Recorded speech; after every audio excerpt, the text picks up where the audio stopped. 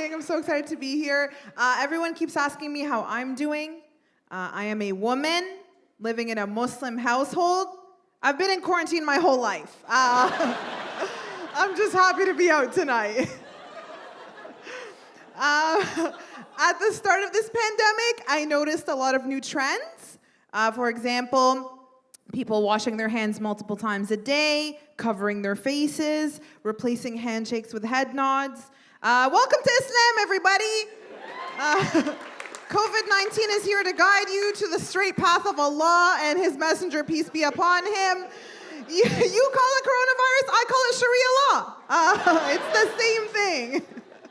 I also found out a lot of shocking things this year. For example, I found out that some of you don't wash your butts.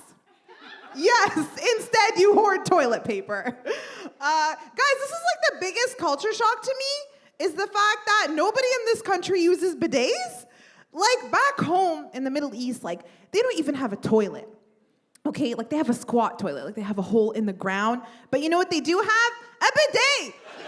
They don't even have infrastructure, but they have a bidet. You know why? Because it is a basic human right. They have dirty governments but clean butts, and that's all that matters. I also want this to become a filter on dating apps. Anytime one of my friends says that she's dating a white guy, we all just like collectively recoil. We're like, okay, but does he wash his butt? No? Then is his freedom even really that appealing? I'd rather be controlled, but at least Ahmed's clean.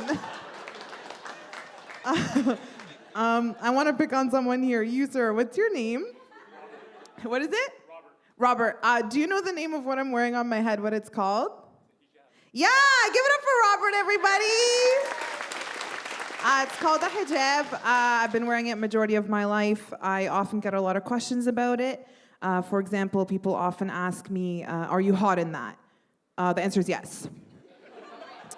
But I'm hotter without it.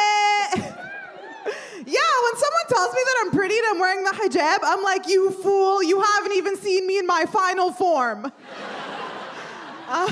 Here's a follow-up question. Did you guys know that the hijab fashion industry is actually a multi-million-dollar industry? Yep, you know how I know? Because white men are getting in on it. Yep. Should have raided our closets, not our countries, am I right? This is actually a social justice workshop. Thank you all for coming. So recently I was like, you know what? I want to buy myself a hijab. So I went on this website and I saw that they just released a new hijab. Now, I'd say this was made with like a $12 fishnet Fabricland fabric sprinkled with some Dollarama glitter. And it was being sold for, I'm not kidding, $325 US. $325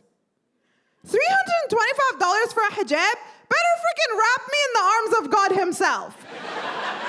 Better blow dry my hair underneath that none of you are gonna see. You know what I'm saying? Better turn into an invisibility cloak when a racist walks by. Like, I wanna make sure I'm getting my money's worth, white man. Not you, Robert. I actually decided recently for the first time in my life that I'm not gonna wear the hijab anymore. Yeah, everybody's like, we know what this is. This is a test. If we clap, we're racist. You're like, we will neither encourage nor discourage. Yeah, it's a pretty big deal because I have been wearing it for the majority of my life. I'm currently transitioning out of the hijab. My massage therapist was like, transitioning like into a man? I was like, you know, maybe my parents would understand that more. See, a man, they could respect. You know what I'm saying? All right, it got a little dark. It got a little too real. It got too real.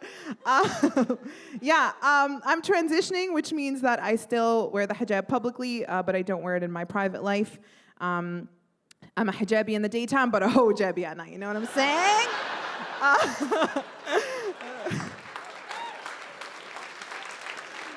If you see me walking in Old Port in a summer dress, no, you didn't. Also, I know I said I was hotter without it. It's mediocre at best. My parents are originally from Egypt. They moved to Canada in the 70s. They had all my older siblings and then me. But after they had me, they're like, listen, we just don't think it's stereotypical enough for you to be a Muslim woman, born and raised in the West, living in a post-9/11 world. So why don't we just spice that up a bit and make 9/11 your birthday? Yeah, so my birthday's 9/11. 91191, that's my date of birth. Now I know all my passwords. But I was on the phone with a lawyer one time, and he was like, what's your date of birth? I was like, September 11, 1991. He was like, oh, that's unfortunate. I was like, the 9/11 or the being born part? Because my parents would agree with you more so on the being born part than the 9/11. I'm just kidding. They condemn both incidents. But really, I don't understand why people get so awkwarded out when I tell them that my birthday's 9/11. Like, where are you going with this? Are you somehow insinuating that my family carried out 9/11 as some sort of a birthday gift? Because they don't like me enough to put in that much effort. Like, they only remember because it's on the news.